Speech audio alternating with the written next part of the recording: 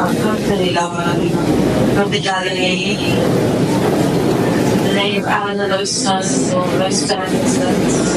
بسم اللہ الرحمن الرحیم. الحمد للہ رب العالمین. السلام علیکم. یہ 5 سال پرانی بات ہے جب میں نے پہلی مرتبہ فلسطین کا دورہ کیا، اور جب میں وہاں پہنچی جہاں مجھے غزہ اور مغربی سرحد کے علاقوں میں کچھ فلاحی تنظیموں کے ساتھ کام کرنا تھا، تو میرے ساتھ کچھ انگریز خواتین تھیں، اور ہم سب کے مسلمان خواتین کے متعلق ایسے ہی خیالات تھے جیسے کہ تمام مغربی خواتین کے ہوتے ہیں، یعنی کہ وہ بہت ہی مظلوم اور پسا ہوا طبقہ ہے، اور ہم مغربی لوگ بہت آزاد اور خود مختار ہیں، وغیرہ وغیرہ. کیا میں غلط کہہ رہی ہوں؟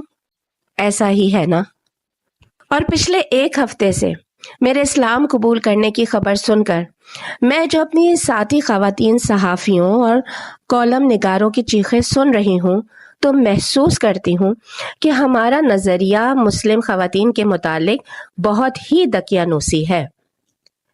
دراصل جب میں نے رام اللہ میں اپنا پہلا ٹرپ کیا اور اس کے بعد فلسطین، مصر، اردن اور لبنان کے بہت سارے سفر کیے، تو میرا بہت سارے ایسے مسلمان مردوں سے رابطہ رہا جو کہ بہت ہی پاورفل اور اثر و رسوخ والے تھے، اور کچھ کی تو ایسی خوفناک داڑیاں تھیں جیسے کہ ہم میڈیا پر ان دور دراز علاقوں کے دہشت گردوں کی دیکھتے ہیں جن کو ہم بمباری کر کے مار دیتے ہیں.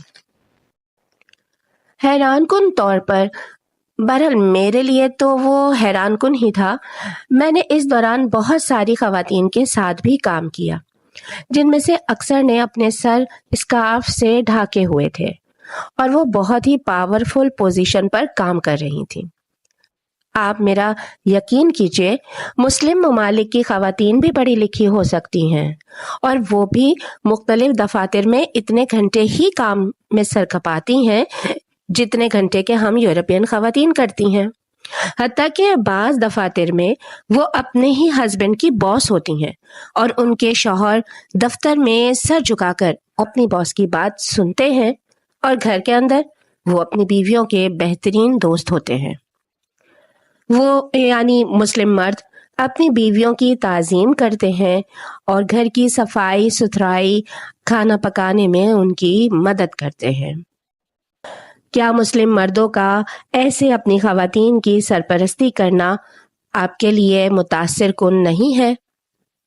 بہرحال میرے لیے تو بہت زیادہ متاثر کن تھا، اور یہی جواب ہے میرا ان تمام لوگوں کے لیے جو میرے اسلام قبول کرنے پر تنزیہ تبصرے کرتے ہیں. یہاں تک کہ میں مسلم خواتین کے متعلق ایسی سوچ رکھنے والے سفید فام لوگوں سے پوچھنا چاہتی ہوں کہ کیا عورت کا یہ مقام ہے کہ وہ ایک ماڈل بن کر مردوں کے درمیان چھری کانٹے بیچے؟ کیا عورت کا جسم صرف تشہیر کے لیے ہے، یا عورت اس مقام کی حقدار ہے جو اسلام اسے مہیا کرتا ہے؟ تو آئیے ایک گہرا سانس لیں اور 21ویں صدی کے اس مسلم خاتون کے بارے میں سوچیں جو اپنے معاشرے میں اس سے بہتر زندگی گزار رہی ہے جو زندگی ہماری اکثر خواتین اس معاشرے میں گزارنے کے صرف خواب دیکھ سکتی ہیں. ہم یہ نہیں کہہ سکتے کہ مسلم معاشرے میں عورت پر ظلم یا زیادتی کے واقعات نہیں ہوتے، مگر ان واقعات کا رجحان اتنا ہی ہے جتنا کہ کسی بھی دوسرے غیر مسلم خطے میں عورتوں کے ساتھ برے سلوک کا رجحان ہے. مسلم معاشرے میں بھی مرد ایسے ہی عورتوں کے اوپر حاوی ہونے کی کوشش ضرور کرتے ہیں جیسے کہ کسی غیر مسلم معاشرے میں، مگر یاد رکھیے کہ اس سب کا مذہب اسلام سے کوئی تعلق نہیں ہے، اور نہ ہی اللہ نے عورتوں کے ساتھ اس قسم کے سلوک کا حکم دیا ہے. یہ سب کچھ ان فرسودہ رسم و رواج کی وجہ سے ہے جو کہ معاشرے میں رائج ہے، اور ان میں سے اکثر چیزوں کا تعلق مذہب سے نہیں بلکہ کلچر سے ہے. جی ہاں، یہ سب کچھ اس لیے ہے کہ مشرق ہو یا مغرب، ہر طرف مرد اپنی حاکمیت چلانا چاہتا ہے۔ میرا اسلام کی طرف سفر بھی اسی بات سے شروع ہوا کہ اصل اسلام اس سے بہت مختلف ہے جو کچھ کہ ہم مغربی معاشرے میں اسلام کے متعلق سوچتے ہیں۔ میں اپنے مسلمان بھائیوں اور بہنوں کے درمیان تحامل دیکھ کر حیران ہوتی تھی۔ یقیناً سب ایسے نہیں تھے کیونکہ سب انسان ایک جیسے مزاج کے مالک نہیں ہوتے، مگر اکثر یقیناً بہت ہی بردبار اور سلجھے ہوئے تھے۔ ابھی میں پچھلے مہینے ستمبر میں ایران گئی۔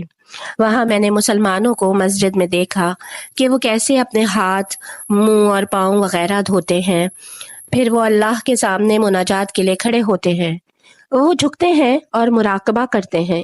یہ سب پریکٹس ان کے اندر تحمل اور امن کو فروغ دیتی ہے۔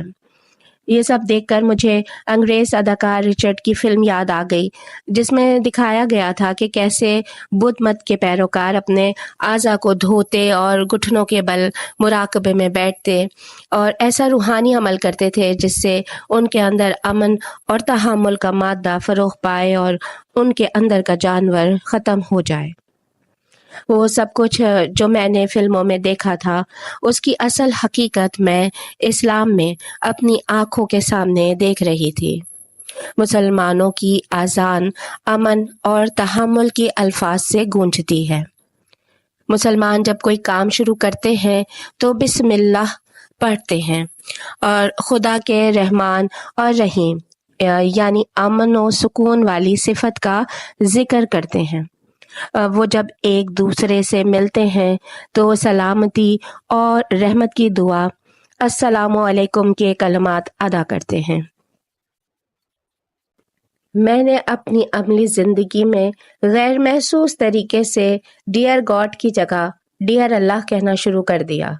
یقیناً دونوں کا ایک ہی مطلب ہے، مگر اسلام کی قبولیت کی جانب سفر کے راستے میں آپ کے سامنے پہلی رکاوٹ مذہبی عقیدت سے بھرے الفاظ اور دعاؤں کو قبول کرنے کی ہوتی ہے، اور الحمدللہ میں نے اس رکاوٹ کو اتنی آسانی سے عبور کر لیا کہ خود مجھے بھی احساس نہیں ہوا۔ اس کے بعد کشمکش کا ایک مرحلہ تھا جس میں اسلام مجھے اپنی طرف کھینچتا تو کفر مجھے روکتا۔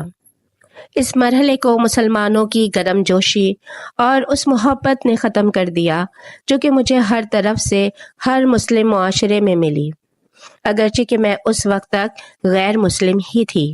ان کا رویہ میرے ساتھ بھی ویسا ہی تھا جیسا کہ خود ان کے آپس میں رویہ تھا۔ میں حیران ہوتی تھی کہ مسلمان معاشرے میں ایک دوسرے کے ساتھ اپنی ہاؤس ہولڈ اشیاء شیئر کرنا کتنا عام ہے۔ وہ کیسے شہد اور پھلوں سے بنی مٹھائیاں ایک دوسرے کے ساتھ شیئر کرتے ہیں اور یہ ان کا روزمرہ کا معمول ہے۔ وہ ہماری طرح اس سب کے لیے کسی تھینکس گیونگ یا کرسمس کے تہوار کا انتظار نہیں کرتے۔ وہ ان چیزوں سے ایک دوسرے کے ساتھ محبت بانٹتے ہیں۔ ہمارے معاشرے کی کھوکھلی خوشی کی طرح نہیں کہ کسی ویکینڈ پر دوستوں کے ساتھ شراب پی کر غل غپاڑا کر لیا اور سمجھا کہ یہی تفریح ہے۔ پھر فائنلی میں نے ایران میں ایک مسجد میں نماز ادا کی۔ میں نے وضو کے لیے اپنے اعضاء کو دھویا اور میں نے رکوع، سجدے اور مراقبے میں وہ سارا روحانی سکون محسوس کیا جو کہ ہر مسلمان دن میں 5 مرتبہ محسوس کرتا ہے۔ اور پھر فائنلی چند ہفتے قبل لندن کی ایک مسجد میں نے ایک شیخ صاحب کے پاس اسلام قبول کر لیا۔ انہوں نے مجھے کہا کہ لارن جلد بازی نہ کرو، کچھ وقت لگے گا اور تمہارے ارد گرد لوگ تمہیں ایک مسلمان کے بطور قبول کر لیں گے۔ تم فی الحال ان لوگوں کے رد عمل کو اگنور کرو اور اس راستے پر چلو جو راستہ اللہ نے تمہیں قرآن میں دکھایا ہے، اور باقی چیزیں اللہ پر چھوڑ دو۔ اب میں حقیقی زندگی گزار رہی ہوں، جم گیری کے کردار کی طرح جو کہ ٹرومین شو میں تھا۔ اب میری صبح عبادت سے ہوتی ہے اور دن بھر کی نمازوں میں مجھے تقریباً آدھا گھنٹہ لگتا ہے، اور میرے دن کا اختتام بھی رات 10:30 بجے کی آخری نماز پر ہوتا ہے۔ میں نے ماضی میں شراب چھوڑنے کی بہت ساری ناکام کوششیں کی تھیں، مگر اسلام قبول کرنے کے بعد مجھے صرف چند سیکنڈ لگے کہ جب میں نے تہیہ کر لیا کہ آئندہ شراب نہیں پیوں گی۔ اور آخر میں صرف ایک بات کہوں گی کہ ہمارے برطانوی معاشرے میں آپ لوگوں کو حقیقی اسلام کو سمجھنے میں وقت لگے گا، جو کہ اس اسلام سے قطعی مختلف ہے جو کہ مغرب میں آپ کو میڈیا پر دکھایا جاتا ہے۔ اور آخر میں میری آپ سب کے لیے یہی دعا ہے کہ اللہ تعالیٰ آپ کی حق جاننے میں مدد کرے۔ آمین۔